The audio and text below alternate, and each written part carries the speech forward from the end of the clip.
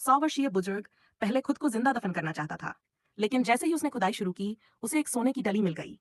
वह हैरानी से अपनी आंखें फाड़कर देखता रह गया और फिर पागलों की तरह खुदाई करता चला गया।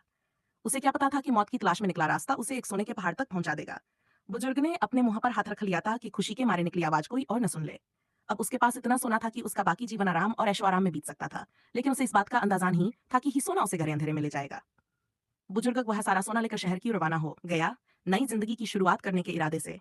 लेकिन तकदीर की बेरहमी फिर से सामने आई। रास्ते में कुछ पराजित नाजी सैनिकों ने उसका रास्ता रोक लिया।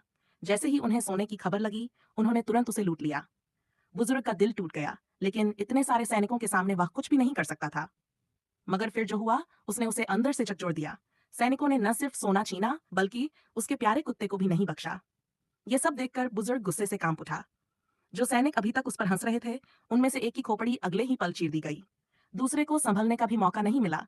बुजुर्ग ने उसे पेट में चाकू घोंप दिया। गोलीबारी की आवाज सुनकर बाकी सैनिक भी मशीन गन लेकर टूट पड़े, मगर उनके हाथ की गोलियां उनके ही साथियों को लगीं।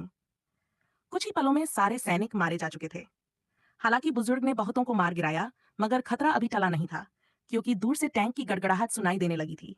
ये देखकर बुजुर्ग को अनहोनी का एहसास हुआ और वह दौड़ पड़ा। उसे भागते देखकर सैन्य अधिकारी ने पीछा करने की जल्दी नहीं की, क्योंकि वह जानता था आगे ही उनकी बिछाई हुई बारूदी सुरंगों की जमीन है।